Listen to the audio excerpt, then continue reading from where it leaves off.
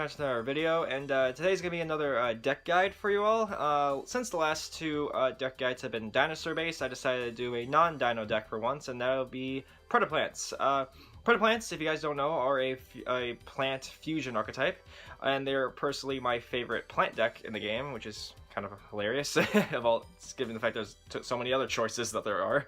But yeah, they're my favorite plant deck, and I decided, since I've been playing around with it for like probably a year now, I decided why not just make a deck guide on it.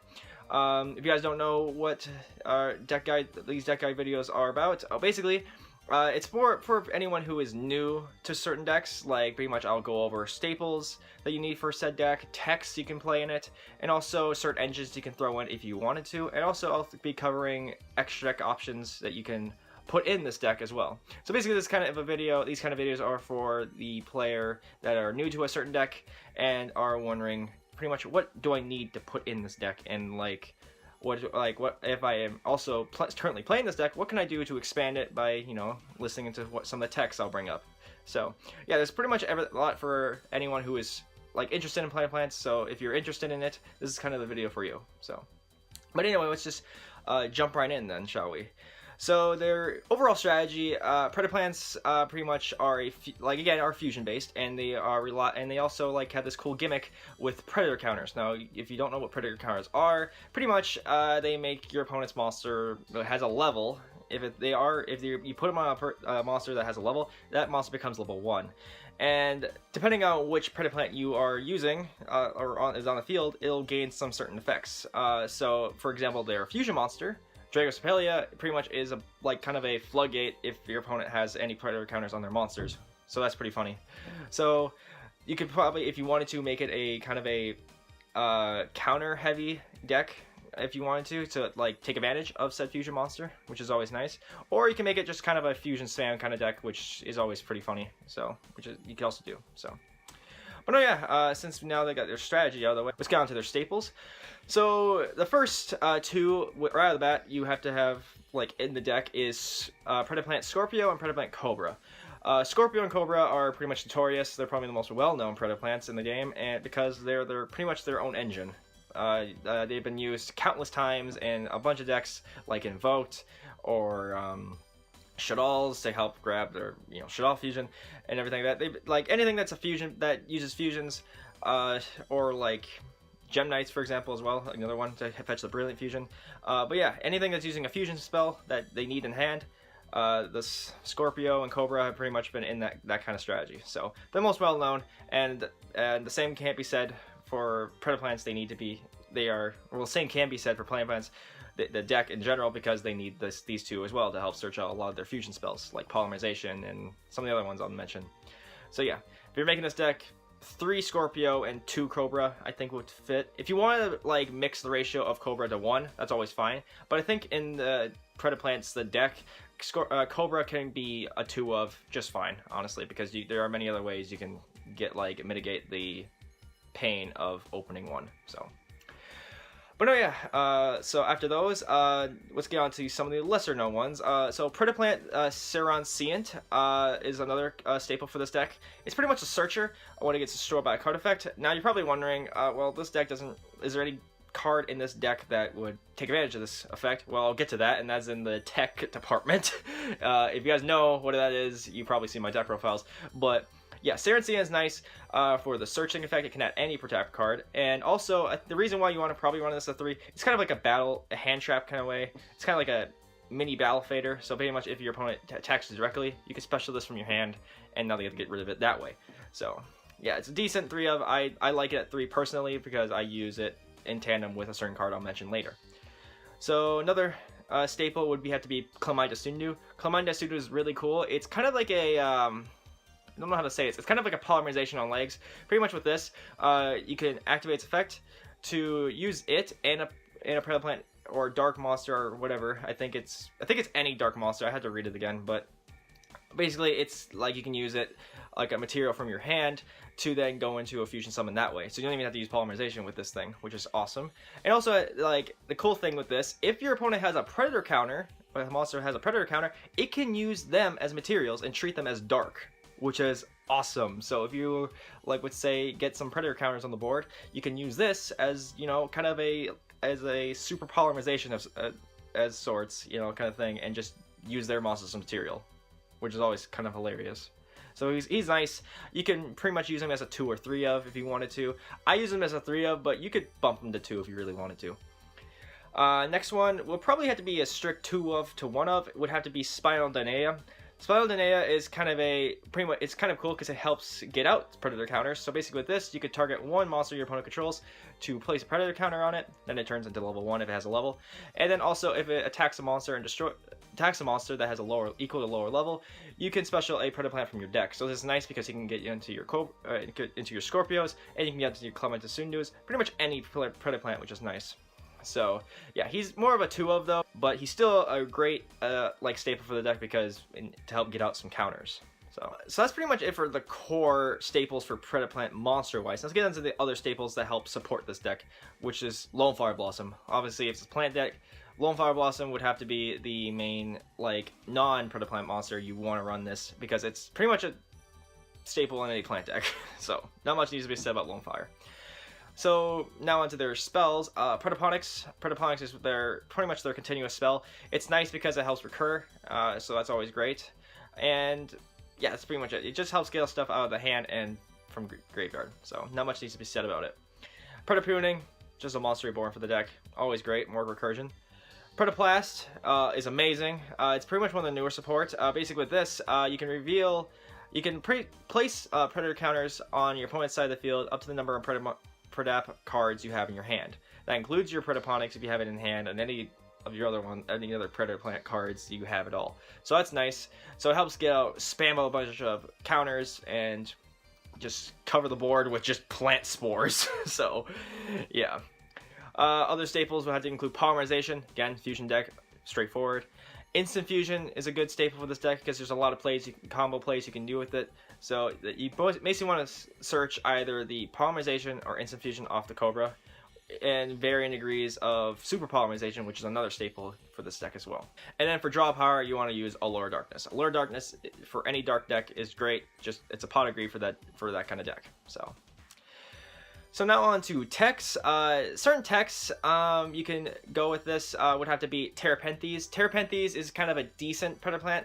So basically with him, if your opponent has you can target a monster your opponent controls that has a predator counter on it, and then you pretty much mind control it. So that's kind of cool.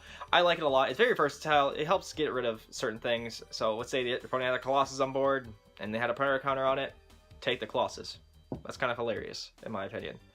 Another one would have to be Hydra. Hydra is interesting. I don't play it, but it's an interesting card. Basically with this, it's kind of like a kaiju for yourself. It's because if you can tribute your opponent's monsters to special to your side of the field, which is nice. And it can recur itself as well from the graveyard.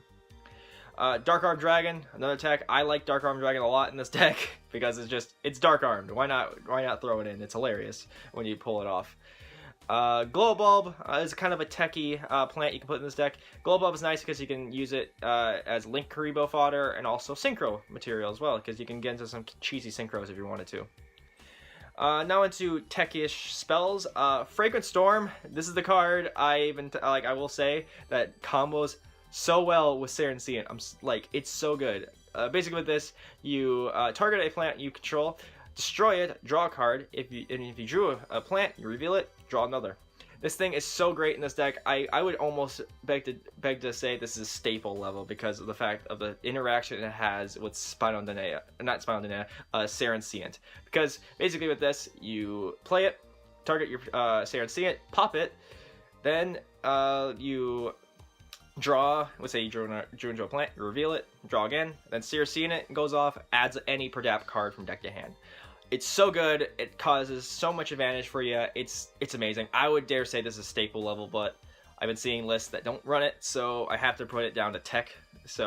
But if you can try it out, I implore you, try out Fragrant Storm. It might sound weird right now, but just do it and you'll be impressed. Okay, you'll love it. I'll guarantee it.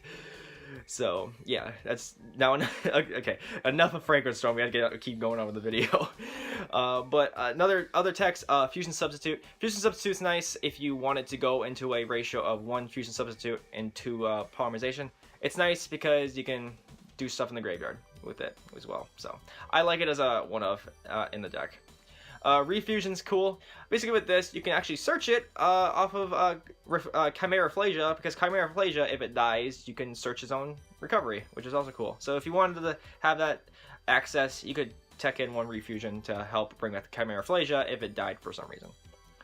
Other techs, Ultra Polymerization. I've seen this in a lot of Predaplant decks. I don't personally play it. I don't understand why it's good in the deck. I couldn't tell you. But if I've been seeing a lot of people run it, so if you want to run Ultra Polymerization, you can. I personally don't like it, but who knows? A lot of people, I've seen a lot of people like to have said that it's really good, so it's worth a mention. Other techs, Foolish Burial Goods. Now you're probably wondering, well, why would I need to run Foolish Burial Goods? Well, you can run Predaplanet, is a thing to send off of it. I've seen, like, I tried it out. Someone actually commented about this card when on one of my deck profiles, and I tried it out. It's actually not that bad. I like it. It adds some cool OTK potential for the deck.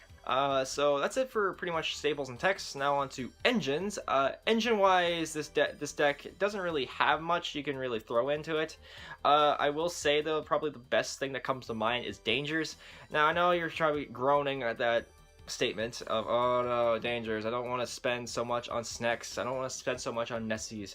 Well, you don't really need to run the more expensive ones. You could just run the Mothman and big, what is it? Wolfman or Dogman, there you go. If you wanted to, as a 3-2 ratio of either or, which is fine if you really wanted to. But that's just a niche engine, honestly, for the deck. You don't really need to run an engine for it at all. You can keep it pure and be fine, honestly. Alright, so now we got that out of the way, we can now go on to their extra deck cards. Now, this extra deck options can vary. Obviously, extra deck is always personal preference. Ones you want to obviously run would have to be Dragostapelia. Dragostapelia is pretty much their boss monster, I guess you could say. Basically, with this, it can place a Predator counter on any monster your opponent controls during either player's turn, which is nice. And also, if it's like basically, he's also a blanket negate with any monster that has a Predator counter, so he's kind of a walking floodgate for Predator counters, which is hilarious. So pretty much when he's on the board, anything with a Predator counter cannot activate their effects, which is awesome. I like that a lot. And then other Predaplant fusions, Chimerafflesia. Chimerafflesia is always very versatile for this deck. It's so good. Basically with him, if you can target a monster with a equal to lower level to banish it, which is nice. And whenever he's attacked or is attacked, he gains 1,000 attack points, and then the opponent's monster loses 1,000 attack points. It's always kind of cheeky. Sometimes it can cheese over certain monsters, which is hilarious. Like for example, Conductor, which is funny if you can ever pull that off. But yeah, there's a lot of cool aspects with this card. And then also, if it dies, you can search for any fusion spell card, which is awesome. So you can search Refusion, which is one of the texts I said, to help revive it and everything like that. Or you can go into Instant Fusion, anything like that as well. And then obviously their cover monster is Starving Venom. Starving Venom would have to be mentioned in this deck because of the fact that Super Poly exists. So basically with Super Poly, you can make this card a lot better in the deck because of the fact, well, hey, I can use Super Poly and then get out Starving Venom and just cuck over my opponent like that. So yeah, Starving Venom's pretty nice, but he's usually a stepping stone though into Greedy Venom. Greedy Venom is pretty much the I guess secondary boss monster. Greedy Venom's pretty nice. Basically when he dies, your opponent you blow the board pretty much, and he can banish a fusion monster from the graveyard to special himself back, which is nice. So, which is why I say Starving Venom's kind of a stepping stone, because it's kind of a stepping stone into Dragostapelia or Greedy Venom. So, but yeah. Other monsters though you can put in the extra deck is Mud Dragon. Mud Dragon's nice because it's a cool instant fusion target for the deck to help get into more plays. You could use it as fodder for Dragostapelia to be a stepping stone into that, or you can use it as a stepping stone into. Well, actually, yeah, like using it as a stepping stone into a Dragostapelia. So, which is always nice to help get into that thing faster. Noble Link monsters you want to have in this deck is Wee Witch. Wee Witch is obviously the generic dark monster. It just fits perfectly in the deck. Just throw it in, you'll be fine. And then Link Karibo as well, because if you can use it by using SARRACENIANT or Glow Up Bulb if you choose to run that as material. Another extra deck card that is worth mentioning is Aromage Jasmine. I know this card is not out until dual power, but it is a mention because once that thing is out, you're probably going to want to maybe run one of, or at least a one of it, because it's pretty nice. It's a plant link monster, so I would run one of it if it was up to me. So. But no, yeah, that's pretty much it for the deck, for the video. So yeah, like personally like this deck. It's pretty much my favorite plant deck. Like I said, it's really nice. It's a really cool, fun deck. You can take the locals sometimes and just, you know, goof around with it. It has a lot of potential, I believe, and hopefully it gets more support one day and becomes more relevant, hopefully someday. But no, yeah, I hope you guys learned a few things in this video. I hope this video did help you in any way, shape, or form. You're new to the deck, interested in it, or currently playing it right now and needed some, you know, help, like figuring out some other things you can do with the deck. So, but yeah, if you have any questions about the deck, leave it down in the comment section below. I'll happily take a look. And if you guys think I missed anything, leave it down in the comment section below as well. If like I missed a certain card you guys are using in the deck, or missed a certain, like, I guess combo or strategy for this deck as well, leave it down in the comment section below as well. I'll take a look, and it helps me learn a few things as well. So yeah, but yeah, I hope you guys enjoyed the video. Leave a like, comment, definitely subscribe, and I shall see you guys next video. Have a nice day.